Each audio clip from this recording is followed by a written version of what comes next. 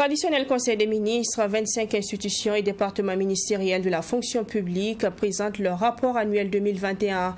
Des sanctions disciplinaires ont été prises à l'encontre de certains agents. À cette rencontre, la vie chère a été longuement abordée. Le point du Conseil des ministres dans un instant. Et dans ce journal également, 30e anniversaire de Canal+ Burkina sur le sol africain. En 30 années d'existence, le géant de la firme télévisuelle a construit tout un empire. Pour ces 30 années donc, elle offre plusieurs surprises, vous les découvrirez dans ce 20h. Conseil des ministres pour commencer, il s'est tenu aujourd'hui à Ouagadougou et il a délibéré sur les dossiers inscrits à son ordre du jour. Un accent a été mis sur la question de la vie chère au Burkina Faso. On fait le point avec Alexis Wenkoni Belemnaba. 25 institutions et départements ministériels sur une quarantaine ont transmis leur rapport annuel 2021 sur leur fonctionnement. Sur 15 dossiers examinés, des agents ont écopé diverses sanctions disciplinaires. C'est ce qui ressort du rapport annuel du ministère en charge de la fonction publique présenté au Conseil des ministres de ce 1er juin. Au cours de la tenue des sessions du Conseil de discipline, 15 dossiers ont été examinés et des agents ont écopé de diverses sanctions, à savoir un abaissement d'un échelon, un abaissement de 2 échelons, un retard d'avancement, une rétrogradation, le remboursement des salaires indûment perçus. 3 agents donc n'ont pas été sanctionnés après la saisine des conseils de discipline. Le rapport a fait ressortir également des difficultés rencontrées par les conseils de discipline dans leur fonctionnement et formulé des recommandations. La question de la vie chère au Burkina Faso était également inscrite à l'ordre du jour. Les produits de grande consommation dont le pays connaissent une flambée de prix. Une sous-commission est mise en place et des concertations sont toujours en cours, selon le ministre en charge du commerce, afin de trouver des pistes de solutions.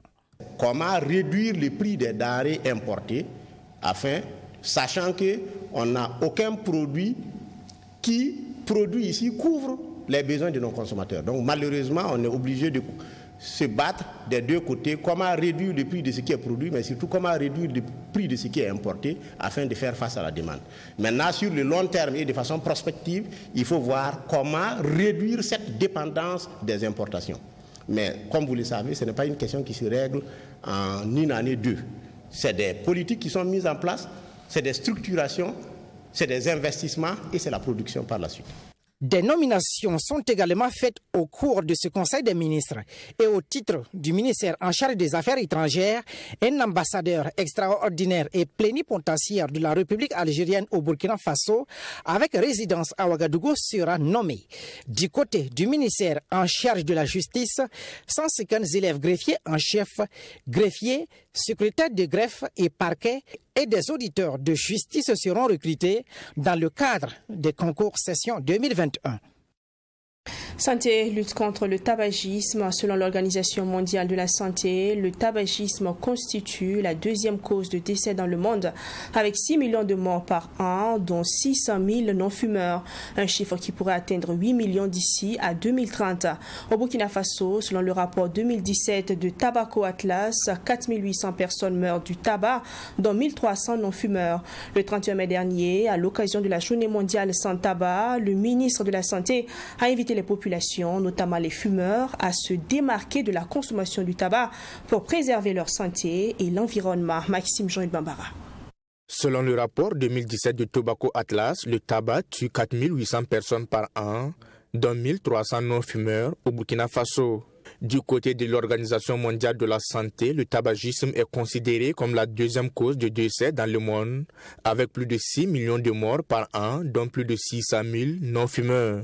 Pire, selon les prévisions de l'OMS, le nombre de victimes dues au tabac pourrait atteindre 8 millions d'ici à 2030 dans le monde, dont plus de 80% dans les pays à revenus faibles ou moyens comme le Burkina Faso, si rien n'est fait. En plus d'être la cause de 71% des cancers du poumon, de 42% des maladies respiratoires chroniques, de 20% de l'incidence mondiale de la tuberculose, le tabagisme est également responsable de près de 10% des décès dus aux maladies cardiovasculaires.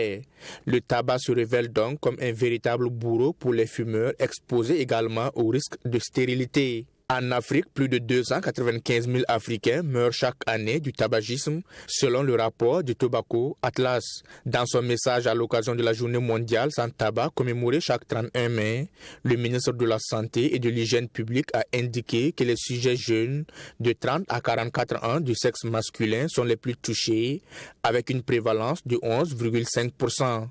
Par ailleurs, les données de l'enquête STEP réalisée en 2021 montrent que la prévalence générale du tabagisme chez les adultes est de 9,1%. Le tabac, une menace pour notre environnement, c'est le thème de la commémoration de la Journée mondiale sans tabac, édition 2022. Un thème qui interpelle sur les conséquences du tabac sur l'environnement, notamment avec l'action des industries du tabac qui contribuent au changement climatique. Selon les données de l'OMS, environ 3,5 millions d'hectares de terre sont détruits chaque année dans le monde pour y cultiver du tabac, contribuant ainsi à la déforestation. Occasion pour le ministre de la Santé, Robert Kargougou, d'inviter la population, notamment les fumeurs, à se démarquer de la consommation du tabac et de tout autre produit connexe pour protéger leur santé et l'environnement.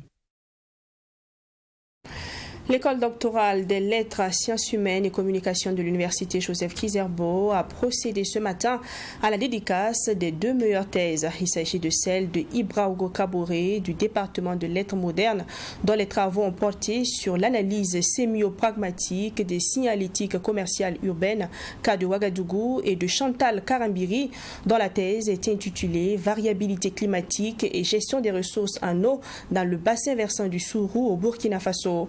Un troisième ouvrage de recherche a également été publié. C'est un ouvrage collectif de 16 articles de différents auteurs qui abordent la question de l'insécurité et de l'incivisme. On en parle avec Michael Tougré. C'est une tradition respectée ici à l'école doctorale des lettres, sciences humaines et communication de l'université Joseph Kizerbo. Les 2 meilleures thèses pour cette année 2022 ont été dédicacées. Objectif, selon le président de cette école doctorale, promouvoir les résultats de recherche des étudiants, mais aussi valoriser l'excellence des recherches dans le domaine académique. Chaque année, nous avons environ une trentaine de thèses qui sont soutenues au sein de l'école doctorale. Nous essayons de sélectionner parmi ces thèses une thèse en lettres et puis une thèse en sciences humaines. Et dans ces cas, en sciences humaines, c'était la thèse de Karambiri Chantal, une thèse qui a été soutenue au département de géographie. Et la seconde thèse qui a été publiée, c'est une thèse en sémiotique qui a été soutenue au sein du département des lettres modernes. L'objectif poursuivi par cet ensemble de productions scientifiques, c'est vraiment de faire connaître l'ensemble des recherches qui sont produites au sein de l'école doctorale. C'est également en tout cas l'occasion de faire la promotion aussi des thèses qui sont soutenues au sein des écoles doctorales pour montrer que vraiment il y a du travail qui se fait. Les 2 lauréats dont les travaux de recherche ont retenu l'attention du jury, Ibrahougo Kaboré dont les travaux de recherche ont porté sur l'analyse sémio-pragmatique des signalétiques commerciales urbaines cas de Ouagadougou, et le second ouvrage publié porte sur la variabilité climatique et gestion des ressources en eau dans le bassin versant du Sourou au Burkina Faso, dont l'auteur est Chantal Karambiri. Contente parce que ma thèse a été choisie parmi les thèses soutenues en sciences humaines en 2017. Je remercie l'école doctorale pour ce choix. Ces changements climatiques ont des impacts sur les ressources en eau. Pourtant, nous savons que la zone du Sourou est une zone à forte potentialité d'aménagement hydro-agricole. Et pour avoir fait des études en 2010 sur les phénomènes de comblement de la retenue d'eau du Sourou, j'ai vu que la retenue d'eau était comblée. Donc je me suis dit qu'il faut anticiper pour produire des résultats, pour permettre la réalisation des aménagements. Le dernier ouvrage publié par l'école doctorale des lettres, sciences humaines et communication de l'université Joseph Kizerbo est un ouvrage collectif. Une participation de plus d'une cinquantaine d'auteurs dont 16 articles ont été retenus. L'ouvrage collectif dédicacé traite des questions de l'insécurité et de l'incivisme en Afrique, regard croisé. 2012-2022, 10 ans que l'école supérieure privée indirecte EDE existe à Ouagadougou. Cet institut privé d'enseignement supérieur à distance s'érige comme l'un des pionniers en matière de formation en ligne au Burkina et dans la sous-région. L'EDE a également formé plus de 2000 étudiants au Burkina et dans plus de 25 pays. Ce 1er juin, les premiers responsables de l'établissement ont donc décidé de faire une halte pour commémorer ces 10 années d'existence. Cette commémoration se solde par la première édition l'organisation de la journée scientifique. Sarah Kaboré avec la voix de Wenla Sida Kaboré.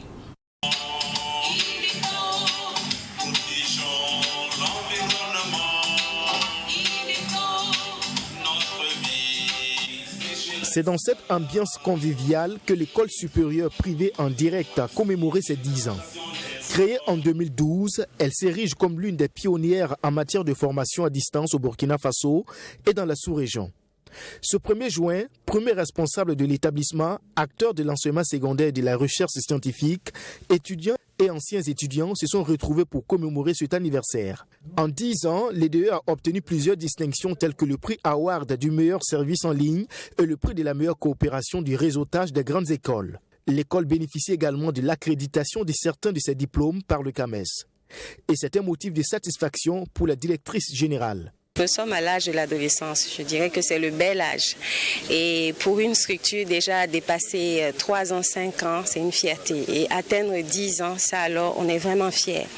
Et comme cette année, on l'a lancé avec nos différentes formations en ligne, on sait qu'avec toutes les demandes qu'il y a dans le monde aujourd'hui, la formation est incontournable. Aujourd'hui, vous avez tout ce qu'on parle d'enseignement hybride. Ça dit qu'on ne peut plus travailler sans utiliser les nouvelles technologies. Nous avons cru en 2012, on a lancé un moment où il n'y avait pas du tout d'accompagnement de tout ce qui est formation numérique. Le professeur Paré nous a accompagnés, il a cru en nous. Et si aujourd'hui nous existons, je peux dire que nous sommes son plus produit. Professeur Joseph Paré, ancien ministre de l'Enseignement supérieur et de la Recherche scientifique, a longtemps soutenu la création de l'école supérieure privée en direct. Séance tenante, il a félicité la directrice non seulement pour les résultats engrangés, mais aussi pour le choix du thème de cette commémoration qui est « Enseignement à distance et recherche scientifique, défis et perspectives ».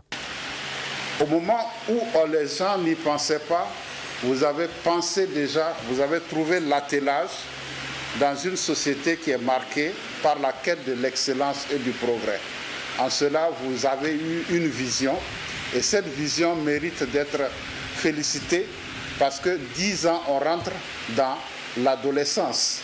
Donc nous souhaitons que cette adolescence pour votre institution soit une adolescence heureuse. En m'intéressant maintenant au thème de votre travail, enseignement, de votre présente session, je pense que vous venez là de montrer le lien qui existe entre l'enseignement et la recherche. L'enseignement ne peut pas progresser sans la recherche et la recherche elle-même ne peut pas progresser sans l'enseignement. Cette commémoration se solde par la première édition de la journée scientifique de l'école supérieure privée en direct. Des expositions de produits scientifiques et une conférence publique étaient également au programme des 10 ans de l'EDE. Le marché burkinabé s'élargit avec un nouvel album, un album de 12 titres intitulé « Genre et cohésion sociale ». Le Burkina Faso fait face à de nombreuses crises, dont celle sécuritaire qui engage en majorité les hommes au front. Les femmes, elles aussi, veulent apporter leur touche pour le retour de la paix et de la stabilité. Chanté dans 11 langues nationales, cet album a été présenté à la presse ce mardi 31 mai au cours d'une conférence de presse. Alexis Wenkoni Belemnaba.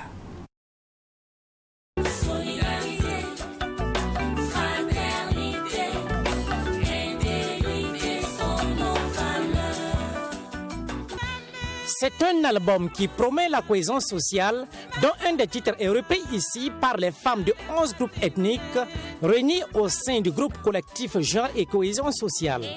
Dénommé Main dans la main, ce groupe musical met en avant le rôle de la femme en tant que donneuse de vie, mais aussi sa contribution dans la promotion de la cohésion sociale et du vivre ensemble face aux différentes crises que vit le pays des hommes intègres. Plus sérieusement, sincèrement, on voulait vraiment avoir la contribution des femmes dans ce combat-là. Vous savez, le pays est en train de traverser d'énormes difficultés. On parle de terrorisme, on parle de problèmes, et on voit les armes, on voit toujours les hommes dans ce combat-là.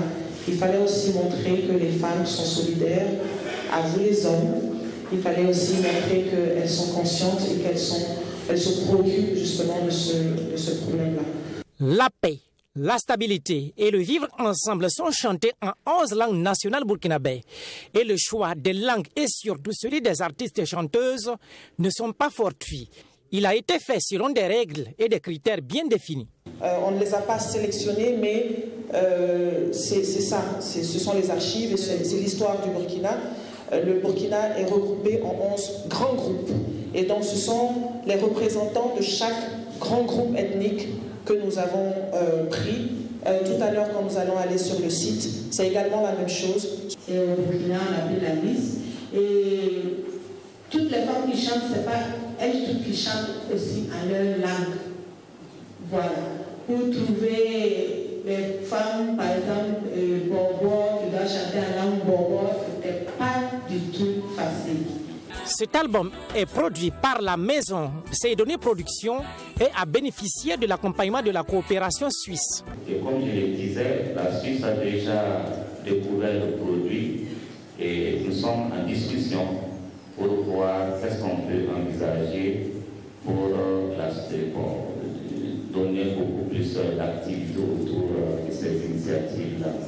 Donc, ce qui est sûr, il y aura la diffusion et par la suite également, nous comptons faire en sorte que dans nos différentes interventions, on puisse avoir un clin d'œil par rapport à ce produit musical.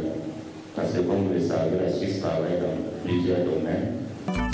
Une maison sera attribuée à chacun des 11 groupes ethniques représentés ici par les artistes et chanteuses. L'inauguration officielle de ces maisons dénommées l'habitat traditionnel est également intervenue ce 31 mai.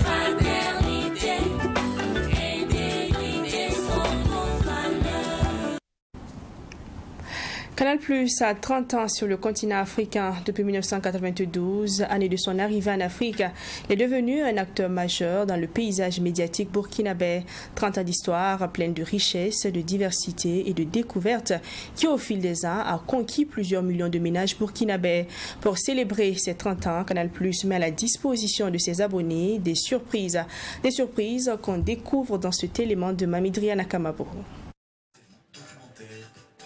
C'était un 1er juin 1992 que Canal Plus a déposé ses valises sur le sol africain. Débuté avec une chaîne de télévision, au fil des ans, Canal Plus a su gagner le terrain et conquérir le cœur des Africains par ses multiples offres.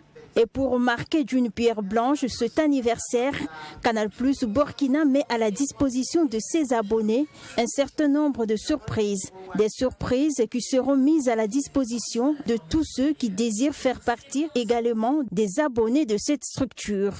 Le premier, c'est pour ceux qui ne sont pas encore abonnés, une baisse du ticket d'entrée, puisque le décodeur passe à 1000 francs à partir de la formule évasion.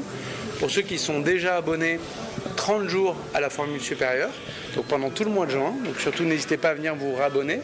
Et puis enfin, un troisième cadeau. Ce troisième cadeau, c'est la possibilité de gagner 30 mois d'abonnement à la formule Tout Canal+. Donc 30 mois, ça fait 2 ans et demi, donc c'est un très beau cadeau. Pour gagner ça, il suffit simplement de vous réabonner. Nous allons prendre chaque jour le 30e réabonné de la journée et nous allons lui faire ce cadeau-là. Donc il y aura 30 bénéficiaires à la fin du mois de juin. 30 ans d'une histoire pleine de richesse, de diversité et de découvertes. Canal Plus compte de nos jours plus de 200 chaînes télé, de radio et de services web. Un bilan des 30 ans qu'il juge satisfaisant au regard du service offert. Le bilan qu'on peut tirer, c'est qu'on est très heureux d'être là, que notre nombre d'abonnés continue de croître, donc les gens continuent d'aimer nos programmes. Nous, on essaie à notre niveau d'être toujours à l'écoute pour savoir de quoi ont besoin les gens, qu'est-ce qu'ils aiment. On espère que jusqu'à présent, on leur donne satisfaction, puisqu'ils continuent de regarder nos chaînes. On en est très contents et donc on est heureux de partager cette tranche de vie avec tous les Burkinabés. Canal Plus promet d'apporter plus de diversité dans ses programmes pour les années à venir. Et dans l'optique de se rapprocher davantage de la population burkinabé, Canal Plus a décidé de renforcer son programme social. La célébration de ce 30e anniversaire a servi de cadre pour Canal Plus Burkina d'inaugurer sa boutique rénovée au quartier Koulouba de la ville de Ouagadougou.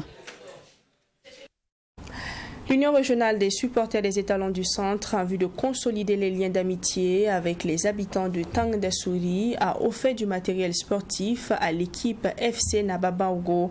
Un lot de matériel composé de jets de maillot et de ballons pour soutenir cette équipe dans les compétitions à venir. Ce fut également l'occasion pour ces délégations de demander des bénédictions au chef du village afin que les étalons entament la CAN 2023 à Samitiem-Toré.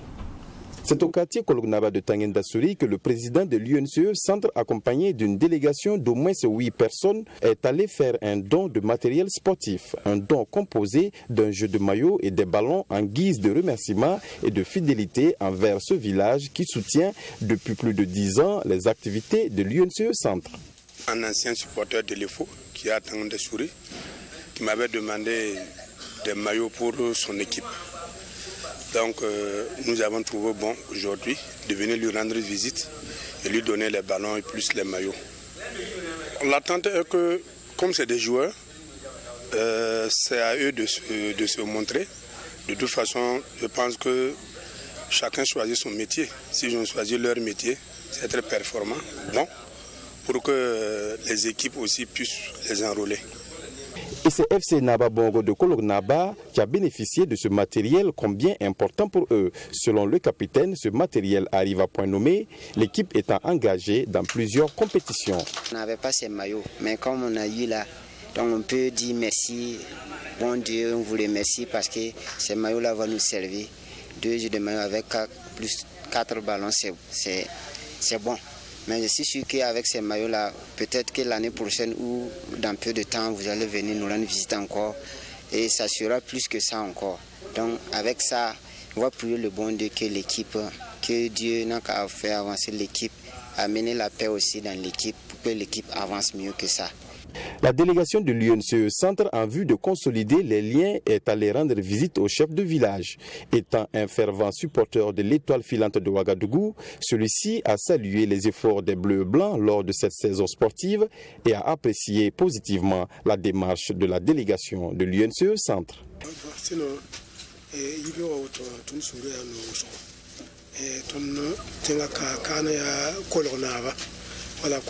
Nous, habitants de Kolognaba, nous sommes très heureux de recevoir cette délégation ce matin. Nous remercions cette délégation pour ses dons. Les mots nous manquent pour exprimer notre joie.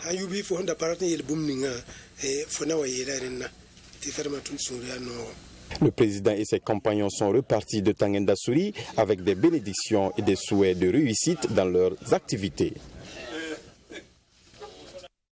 De retour du Cameroun, où les étalons Scrabblers ont porté haut le drapeau du Burkina avec des médailles, la Fédération burkinabé de Scrabble a tenu son 9e championnat national ce dimanche à Ouagadougou. Plus de 50 joueurs se sont mesurés dans 3 épreuves. Yves Roland Sommet remporte l'épreuve du jeu classique et Siaka Ouattara, lui, remporte l'épreuve du duplicate et du défi à Samitiem-Toré. 3 épreuves étaient en compétition, à savoir le jeu le plus populaire qui est le Scrabble classique, l'épreuve élite ou le duplicate et l'épreuve de démonstration qui est le jeu de défi. Pour le jeu de défi, 26 joueurs se sont inscrits. Durant 1 minute 30, chaque compétiteur, à l'issue des lettres choisies par le jury, doit trouver un mot. Ainsi, les 26 joueurs se lancent pour le premier jeu. À l'issue du temps réglementaire, 12 joueurs ont trouvé le bon mot, graben, qui est un emprunt à l'allemand graben, qui signifie fossé.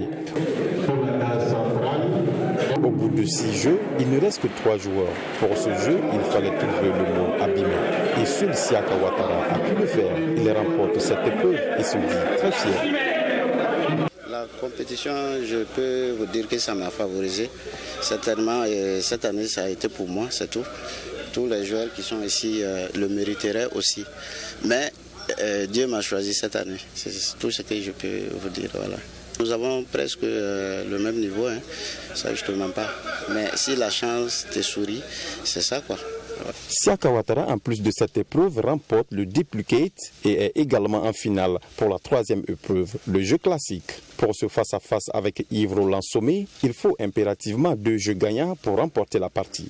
Au premier jeu, Yves Sommet prend le dessus et s'impose par le score de 388 à 284. Se sentant menacé, Siaka se concentre et remporte le deuxième jeu par le score de 480 à 374. Il faut faire recours au troisième jeu pour départager les deux compétiteurs. On assiste à une partie très tendue et à la fin, c'est Yves qui est fait champion avec un score de 443 contre 343 pour Siaka et dit être content d'avoir pu renverser son maître. Très content parce que là j'affrontais mon maître, celui qui m'a vraiment beaucoup appris dans la discipline. Et je suis vraiment content de le battre. L'an passé, j'ai eu la chance d'être champion. Cette année encore, je suis vraiment ravi. Je crois que c'est la première fois au pays et j'espère continuer sur cette lancée. Je pense que c'est en matière de Scrabble, c'est la discipline dans laquelle j'excelle le mieux. Voilà, donc j'ai gardé mes atouts.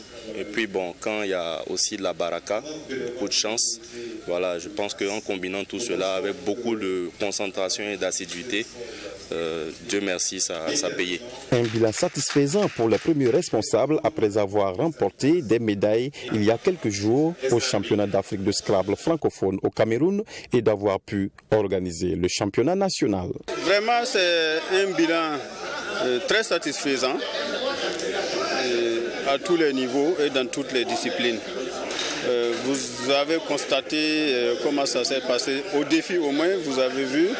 Donc, le niveau y est, l'engagement y est, l'ambiance y est.